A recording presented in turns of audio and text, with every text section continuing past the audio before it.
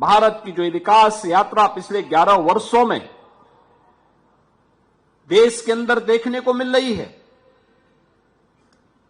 इस विकास यात्रा को जिसका आज दुनिया भी उसके पीछे चलने के लिए अपने आप को मजबूर करती है कि हां, हमें इसको अंगीकार करना ही होगा, और हर भारतवासी भी जिस पर गौरव की अनुभूति आज के दिन पे कर सकता है, वह सबसे पहले परसेप्शन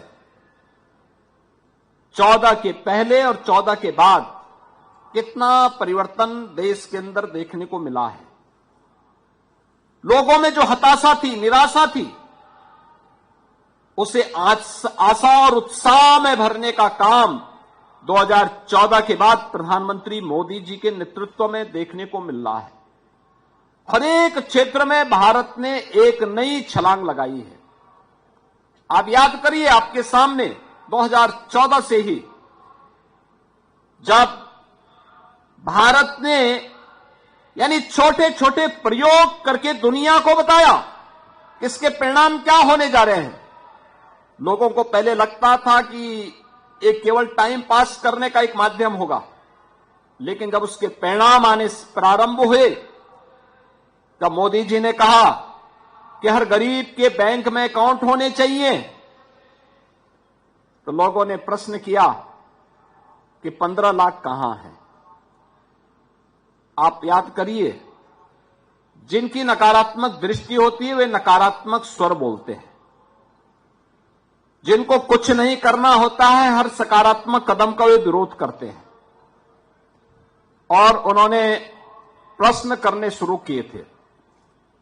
मोदी जी ने उसकी चिंता किए बगैर हर गरीब के बैंक में अकाउंट खुलवाए, जो पहले एक मील की कौड़ी थी, बहुत कठिन था, नहीं हो सकता था, नहीं हो पाता था, क्योंकि कोई भी गरीब बैंक में जाता था तो बैंक उससे सबसे पहले एक अकाउंट खोलने के लिए 1000 रुपए की मांग करता था, उसके पास नहीं होता था।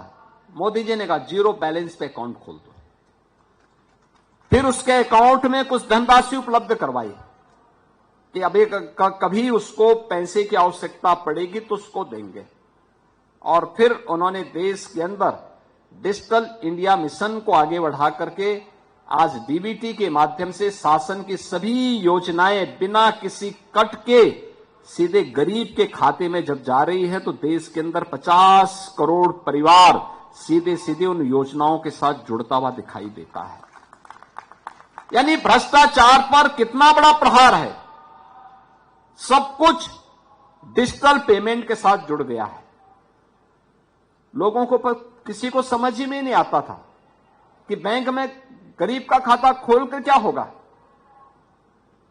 उसमें भ्रष्टाचार पहले होता था, और जिसके बारे में स्वर्गीय राजीव गांधी जी ने बार बार भी कहा कि हम 1 रुपया भेजते हैं लेकिन गरीब के पास 15 पैसा पहुंच पाता है, बाकी पैसा बीच में गायब हो जाता है। यह उनकी चिंता थी। तब तकनीक के प्रति इतनी जागरूकता नहीं, लेकिन उस समय किया गया। आज हमारे पास डिजिटल इंडिया मिशन है। युवाओं के लिए पीएम स्टार्टअप की स्कीम है, पीएम स्टैंडअप की स्कीम है। और जब पूरी दुनिया इस सदी की सबसे बड़ी महामारी के साये में जी रही थी, दुनिया की सुपर पावर भी इस महामारी के सामने पस्त थी, तब भारत अपने यहां बेहतर कोविड प्रबंधन के साथ ही Bharat new national education policy को अपने यहां लॉन्च कर रहा था। याद करिए, नेशनल एजुकेशन पॉलिसी एक परंपरागत डिग्री को नहीं, जो मोदी जी ने डिजिटल इंडिया मिशन की घोषणा की, पीएम स्टार्टअप की स्कीम जो देश के अंदर लागू की थी, पीएम स्टैंडअप की स्कीम लागू की थी, पीएम मुद्रा की स्कीम जो लागू की थी, इन सबको जोड़ करके कैसे हम अपने यूथ की उन आकांक्षाओं को नया पंख लगा सकते हैं, इस दृष्टि से मोदी जी ने नेशनल एजुकेशन पॉलिसी के माध्यम से इसे आगे बढ़ाने का काम किया। और उन्होंने केवल यही नहीं किया, उन्होंने कहा हमारे पास स्केल है, लेकिन उस स्केल को स्किल में बदलना है। आप सोचिए, भारत दुनिया के अंदर सबसे बड़ा यानी भारत दुनिया का सबसे बड़ा युवा राष्ट्र है। देश के अंदर अगर आप देखेंगे, हमारी 56% आबादी ऐसी है जो वर्कफोर्स है, जो कामकाजी है, उसके लिए कार्य चाहिए, उसकी अपनी आकांक्षाएं हैं, उसके अपने सपने हैं। उन सपनों को उड़ान चाहिए और इसके लिए हमारे संस्थानों को तैयार होना है। और इसके लिए मोदी जी ने वे तमाम स्कीम तो दी, लेकिन साथ साथ उन्होंने 2020 में जब कोविड जैसी महामारी के सामने दुनिया पस्त थी, तब उन्होंने भारत को नेशनल एजुकेशन पॉलिसी दी, जिसमें स्केल को स्किल के साथ जोड़ते हुए भारत को दुनिया की एक सबसे बड़ी स्किल पावर के रूप में स्थापित करने की दिशा में एक नए महत्वपूर्ण कदम को आगे बढ़ाया था। और स्केल और स्किल के इस बेहतरीन समन्वय का केंद्र बिंदु लखनऊ में अगर है तो वह बीबीडी यूनिवर्सिटी उसमें से एक है। इसमें हम सबको उसका एक समन्वित रूप यहां पर देखना चाहिए। हमें उस दिशा में आगे कार्य करना होगा। आज आप देख रहे होंगे हर एक क्षेत्र में आर्टिफिशियल इंटेलिजेंस का उपयोग कैसे हो सकता है। आर्टिफिशियल इंटेलिजेंस केवल यह एक टेक्नोक्रेट के लिए ही नहीं, डेंटल साइंसेज में भी उसका क्या उपयोग हो सकता है, लॉ में उसका उपयोग कैसे हम कर सकते हैं, मैनेजमेंट में एआई का उपयोग कैसे हो सकता है, हमारे डे टू डे के कार्यों में एक पत्र भी ड्राफ्ट करना है तो एआई आपके लिए उपयोगी हो सकता है, बहुत उपयोगी हो सकता है। और मुझे लगता है ये आज की आवश्यकता है। लेकिन याद रखना, वह आपके द्वारा ही संचालित हो, आप उसके द्वारा संचालित न हो। कोई भी तकनीक होनी चाहिए वो मनुष्य के द्वारा ही संचालित होनी चाहिए। मनुष्य उसके द्वारा संचालित न होने लग जाए, उस खतरे से हमें अभी बचने की आवश्यकता है। आपने देखा होगा रोबोटिक में भारत ने एक लंबी छलांग लगाई है। उसमें हमारे स्तर पर भी कुछ कार्य होने चाहिए। हमारे यहां जो टेक्नोलॉजी के क्षेत्र में हम कार्य कर रहे हैं, जो हमारा इंजीनियरिंग का इंस्टीट्यूट है, उसे भी इस दिशा में नए प्रयास को आगे बढ़ाना होगा। उस दिशा में अपने आप को तैयार करना होगा। जो प्रोजेक्ट वर्क मिले हम उस दिशा में प्रयास करें। हमारी यहां की आवश्यकता क्या है, यहां के युवाओं की, यहां के अन्नदाता किसानों की, यहां के श्रमिकों की, यहां के अलग अलग सेक्टर से जुड़े हुए लोगों की। क्या हम रोबोटिक का उपयोग करते हुए जो अभी भी ऐसे कार्य हैं जिन कार्यों के माध्यम से अक्सर हमें जनहानि देखने को मिलती है, क्या उस जनहानि को रोकने के लिए हम रोबोटिक का इस्तेमाल कर सकते हैं? और हो सकता है, जैसे आप देखते होंगे अक्सर सीवर के मेन होल की सफाई करते हुए जब कोई व्यक्ति, कोई मनुष्य वहां जाता है, कोई सफाई कर्मी वहां जाता है, अक्सर वहां पर रिसने वाली अमोनिया और मीथेन गैस की चपेट में आता है और दम तोड़ देता है।